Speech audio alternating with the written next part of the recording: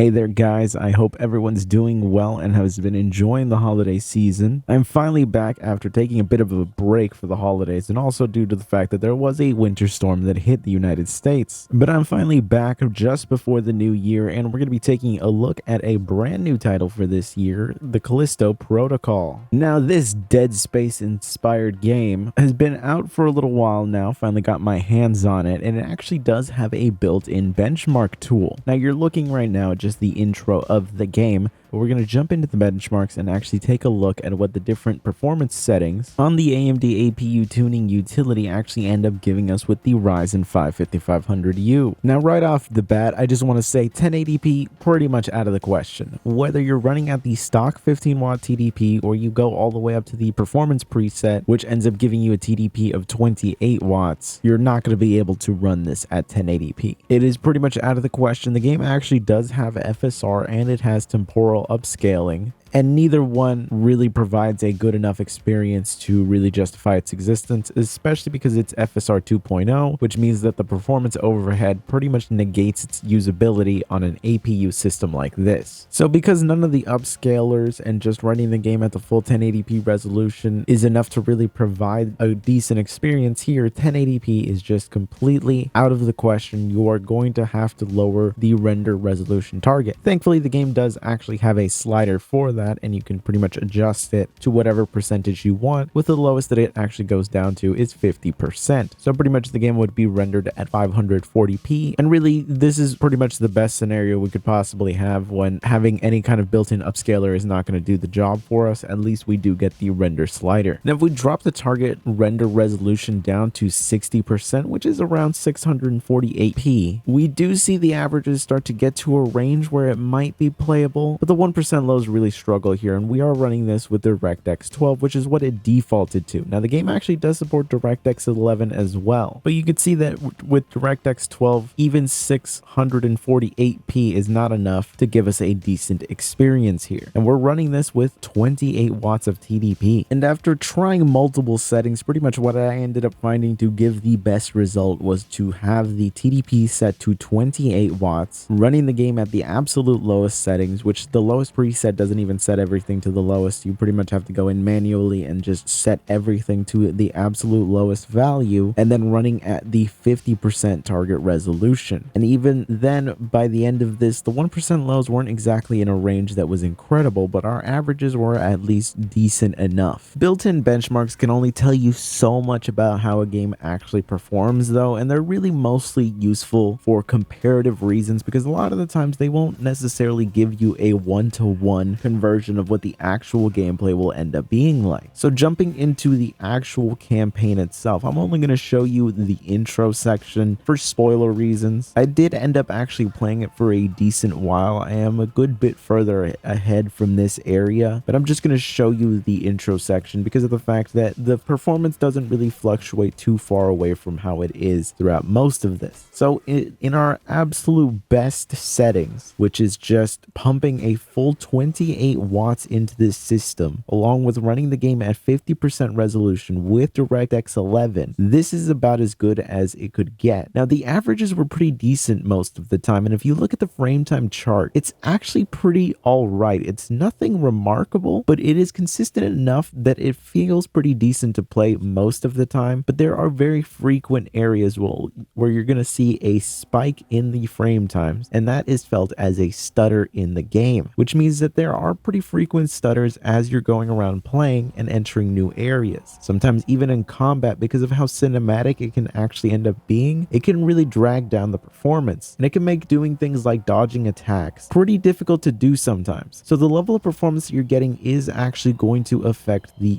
gameplay. It is far more playable than I was really expecting it to be, but it's not an incredible experience. If you're really interested in actually playing the game, I would maybe suggest waiting it out until you can get yourself a system that is more powerful than this. But if you're really desperate to play this right now, you can actually get through a lot of this without too many problems, but it's not going to look incredible and it's still not going to perform incredible for how impacted the visuals really are. I would say that this one's really just a judgment call on your part, but do pay attention to the 1% lows throughout all of this and those frame times, and you'll kind of see a pattern of inconsistency as things are really happening on the screen. Not just walking around in a more static hallway, but when there's actual action and movement and things that you have to interact with. The 1% lows really tend to fluctuate a lot there, and it's specifically because if you look at the frame times, there are these noticeable spikes. So if you're looking to have an actual smooth and consistent gaming experience, this is really not going to be it. But if you're someone that just cannot wait to play this game, there is some playability here, but again, it's not going to be incredible, and I think that you're probably better off waiting until RDNA